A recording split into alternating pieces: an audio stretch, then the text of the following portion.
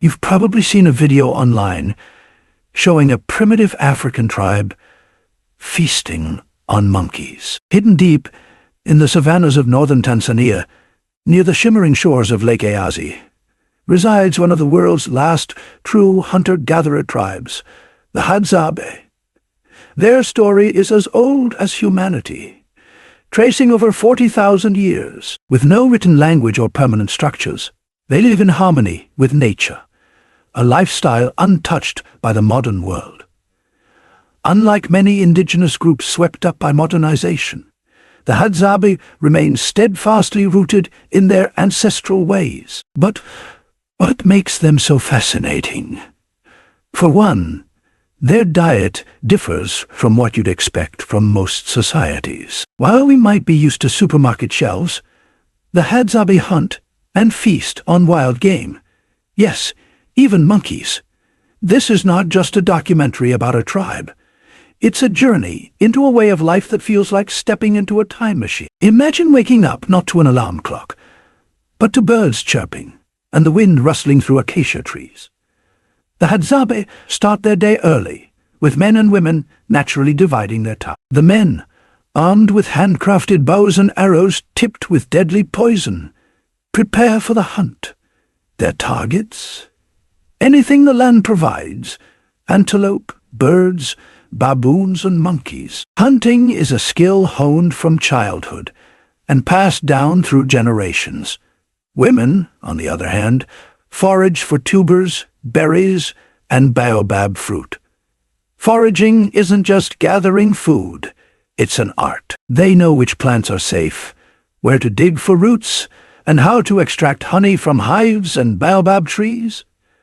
Together, these two roles sustain the community. Despite their seemingly simple lives, the Hadzabe exhibit extraordinary knowledge of their environment.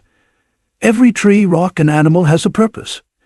They live in harmony with nature, taking only what they need and leaving the rest untouched. One of the most jaw-dropping aspects of the Hadzabe tribe's lifestyle is their diet, and at its center lies an unexpected delicacy: monkeys. To most of us, this might sound unthinkable. Still, for the Hadzabe, monkeys represent an important source of protein and calories, especially during seasons when other prey is scarce. The practice is not simply about survival. It is deeply tied to their identity as hunter-gatherers, showcasing their unmatched skill in navigating the wild. Hunting monkeys, however, is challenging. These agile creatures swing effortlessly through the treetops, moving faster than the human eye can track. They are incredibly alert, sensing danger from far away and leaping to safety long before a predator or hunter gets too close. But the Hadzabe are masters of their environment. Their hunting skills, perfected over generations, allow them to overcome these challenges. Armed with handcrafted bows and poison-tipped arrows, they set out in small groups at dawn, scanning the trees for movement. Their poison is derived from the sap of the desert rose plant. It is meticulously prepared to ensure it is potent enough to bring down prey quickly, but not harm humans handling the arrow. This age-old knowledge is passed down from older hunters to the younger generation, preserving a vital aspect of their culture. The hunters move silently when a monkey is spotted, communicating through hand signals and whispers. Once in range, the hunter aims carefully, knowing that a missed shot could send the monkey fleeing into the dense camp. The arrow strikes precisely, and the hunters quickly retrieve their kill. The celebration begins immediately. The monkey is carried back to the camp, where it is roasted over an open flame. The smell of roasting meat fills the air as the tribe gathers around, eagerly awaiting the feast. Nothing goes to waste. Every part of the monkey, from its meat to its organs, is consumed. To the uninitiated, this may seem shocking. Still, for the Hadzabe, it reflects their deep respect for the resources the land provides. The hunt is more than just a way to feed the tribe. It's a communal event, an opportunity to bond, and a reason to celebrate. As the flames crackle, The men sing and dance, honoring the spirit of the animal and the skill it took to capture it. These moments of shared triumph reaffirm the Hadzabe's connection to their environment and one another, showcasing their extraordinary resilience and resourcefulness. In Hadzabe's society, marriage isn't marked by lavish ceremonies or legal documents. Instead, it's a simple agreement between two individuals. As seen in other cultures, polygamy is practiced, but not as a show of wealth or power. Here it's about survival and practicality. Having multiple wives means more hands to gather food, care for children, and contribute to the tribe's well-being.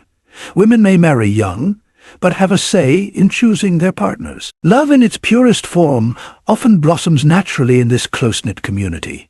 Interestingly, the Hadzabe's marital practices are free from jealousy and competition. Each wife has her role, and together they form a cohesive family unit. This harmonious dynamic is a testament to the tribe's emphasis on community over individualism. The Hadzabe speak a unique click language, one of the last of its kind. This language, known as Hadzabe, is a living link to humanity's ancient past. The clicks, pops, and whistles that characterize Hadzabe are not just sounds. They're a linguistic treasure, a reminder of the diversity and richness of human expression. The Hadzabe speak a unique click language, one of the last of its kind. They're a linguistic treasure, a reminder of the diversity and richness of human expression. No, no, no, no, no, no, no. Gangida, Gangida. Hadzabe is primarily an oral language with no written form. Stories, songs, and knowledge are passed down verbally, making communication an art in itself. The language is also deeply tied to their environment, with specific words for plants, animals, and hunting techniques. Efforts to preserve Hadzabe are ongoing, as it's considered endangered. Linguists and anthropologists work with the tribe to document the language, ensuring this vital cultural heritage is not lost to time. Children are the heartbeat of the Hadzabe tribe. From a young age, they're immersed in the tribe's way of life. Boys learn to craft bows and arrows, honing their hunting skills by targeting small birds or lizards. Conversely, girls accompany their mothers, learning the intricacies of foraging and food preparation. Education here doesn't come from books, but from the land. By reaching adulthood, Hadzabe children are survival experts, easily identifying edible plants, tracking animals, and navigating the savannah. Childhood in the tribe is not without its share of fun. Games such as running races, mock hunts, and storytelling around the fire are often inspired by their environment. These moments of joy remind the Hadzabe that despite their challenges, they lead fulfilling lives. To watch a Hadzabe manhunt is to witness centuries of tradition and skill condensed into a single act. Hunting is not just about shooting an arrow. It's a test of patience, endurance, and understanding the animal's behavior. Hadzabe hunters often go out in small groups, communicating through hand signals and subtle whistles. Their movements are silent, their focus unwavering. Once they spot their prey, they precisely move in, their poisoned arrows ensuring a swift kill. The tools of their trade are as remarkable as the hunters themselves. The bows are made from local trees, while the arrows are crafted from sticks tipped with sharpened metal or bone. The poison, extracted from plants, is a closely guarded secret known only to the tribe's elders. The Hadzabe's connection to nature goes far beyond mere survival. It's deeply spiritual. They view the land and its creatures not as resources to be exploited, but as sacred gifts from a higher power.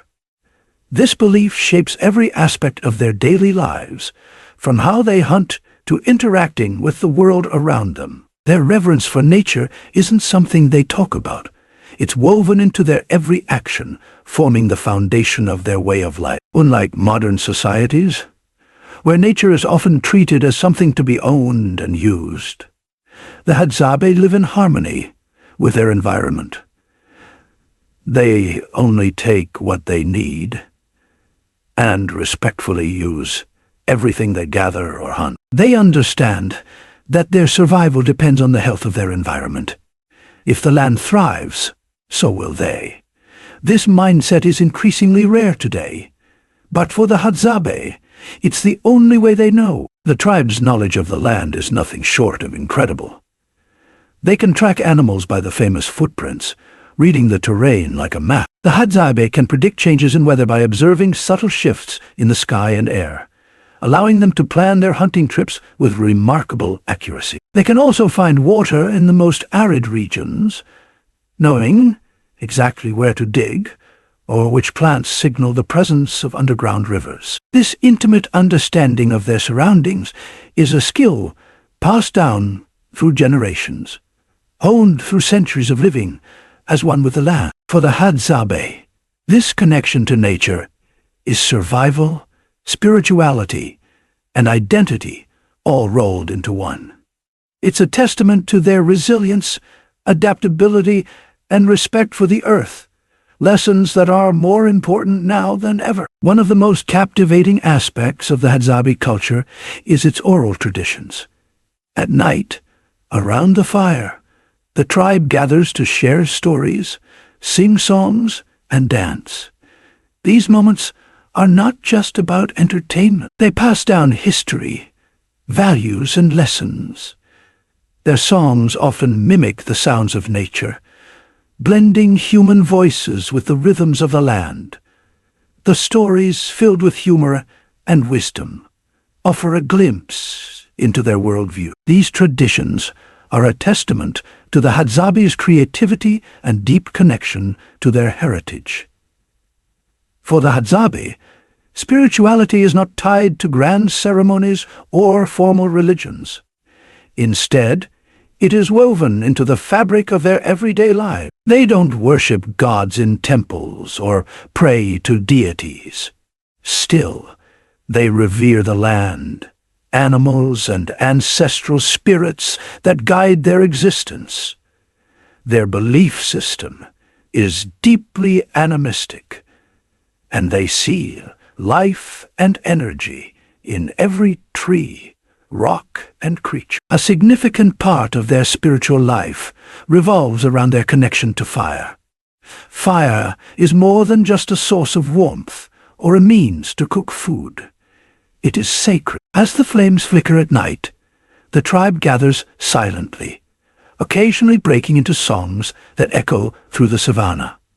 These moments are spiritual rituals in their own right to honor their bond with nature and the unseen forces of life. While the Hadzabe do not build shrines or monuments, they express gratitude to the spirits after a successful hunt by leaving a small offering, such as a piece of the animal's heart or some honey, as a sign of respect. This quiet form of spirituality underscores their harmonious relationship with the world around them.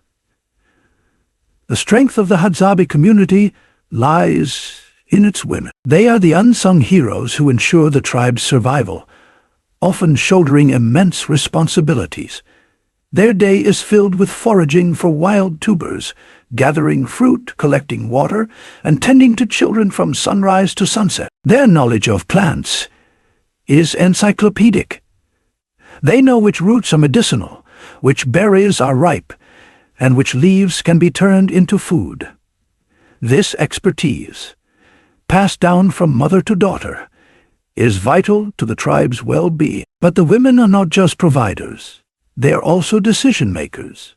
Their voices carry weight in tribal discussions, especially on marriage, child-rearing, and inter-family disputes. While life for Hadzabe women can be physically demanding, they share a sense of purpose and camaraderie that binds them together. While the Hadzabe's monkey hunts often grab the most attention, Their diet is far more diverse than expected. The tribe is expert at using the resources around them, making their meals an exciting mix of what nature offers. They don't just survive. They thrive off the land in a truly impressive way. One of their key foods is the baobab fruit, a true powerhouse. This fruit isn't just tasty. It contains nutrients like vitamin C, antioxidants, and fiber. For the Hadzabe, the baobab is a vital food source, especially when other resources are scarce. The pulp has a tangy, citrus-like flavor, and the seeds are ground up to make a nutritious paste. Add some water and you've got a refreshing drink that packs a punch in terms of energy. The baobab tree is more than just a food source for the Hadzabe. It symbolizes resilience and strength, standing tall in their world and providing life-giving nutrients. Another treat that gets the Hadzabe through the day is honey. But they don't just pick it up from a convenience store. They work hard for it. The men are skilled at climbing massive baobab trees to reach the honeycombs hidden high above. They carefully harvest the sweet, golden treasure, using smoke to drive off the bees. Honey isn't just a sugary treat for the Hadzabe. It's an energy boost packed with sugars that fuel the hunters as they trek long distances in search of prey. It's also a quick energy source for the tribe, especially when they're out in the field. Of course, every meal is complete with tuber. These starchy roots are dug from the earth with sharpened sticks and roasted over an open fire. The smell of the cooking tubers fills the air, and the Hadzabe know that this earthy meal will provide them with the energy they need. Tubers are the perfect base for their diet, offering a rich source of carbohydrates and helping the tribe maintain their strength during long hunting expeditions. But the Hadzabe aren't just about fruit and tubers. They forage for various plants and berries, and sometimes catch small birds for a bit of protein. Each food, from the smallest berry to the biggest hunt, plays a vital role in their diet. This variety allows the Hadzabe to thrive in one of the harshest environments on Earth. Their knowledge of what the land offers is incredible, and this deep connection with nature allows them to live off the land like no one else. The Hadzabe are masters of ingenuity, creating tools and weapons from the natural materials around them.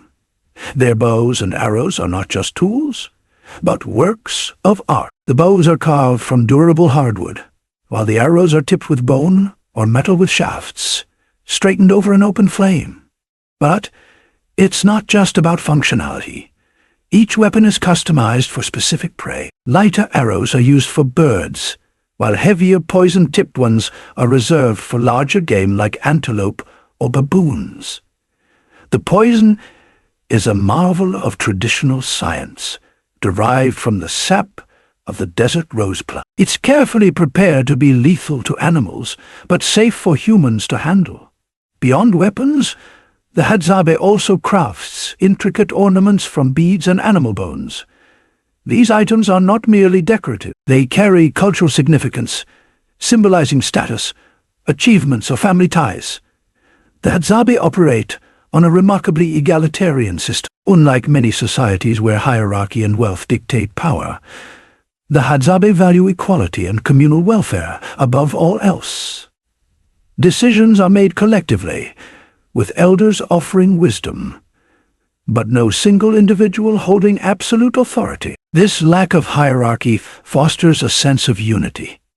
Food is shared equally, regardless of who hunted or gathered it. There's no concept of hoarding or personal ownership. Everything belongs to the group. This communal lifestyle ensures that no one goes hungry, and that the tribe remains resilient in facing challenges. Their egalitarianism extends to gender roles as well. While men and women have distinct responsibilities, neither is considered superior. Both are essential to the tribe's survival, and mutual respect is deeply ingrained in their culture. As the world around them changes, the Hadzabe face increasing pressure to adapt. Land once abundant with game is being converted into farms or fenced off for conservation projects. These changes threaten their way of life, forcing them to venture farther for food and resources. Tourism has also introduced a new dynamic. While visitors bring income and awareness, they also risk disrupting the tribe's delicate balance. Some Hadzabe have embraced this interaction, offering demonstrations of their hunting and foraging skills to curious travelers. Others remain wary, fearing the loss of their tradition. The Tanzanian government has tried to protect the Hadzabe's land, designating certain areas as communal hunting grounds.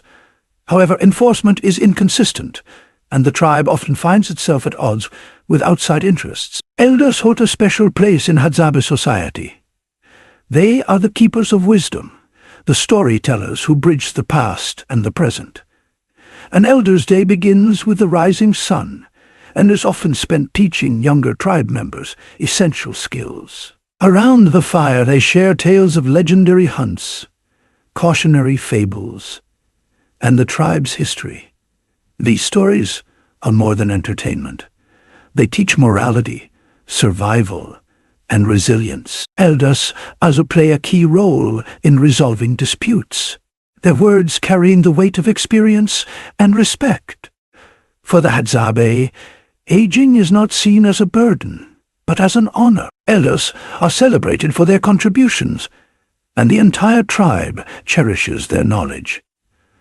While the Hadzabe have managed to preserve their way of life for centuries, they're not immune to the pressures of the modern world. Encroaching agriculture, land disputes, and government policies threaten their traditional hunting grounds. Tourism, while providing an opportunity to showcase their culture, is a double-edged sword. On one hand, it brings much-needed income. On the other, it risks commodifying their traditions. The Hadzabe struggle between maintaining their identity and adapting to a changing world. Despite these challenges, the Hadzabe remain steadfast in their commitment to their way of life. Their resilience reminds us of the importance of preserving our planet's cultural and ecological diversity. As they navigate the modern world, they offer a glimpse into what humanity once was and what it can still learn from the past. Thanks for watching. Please leave us a thumbs up and subscribe for more videos like this.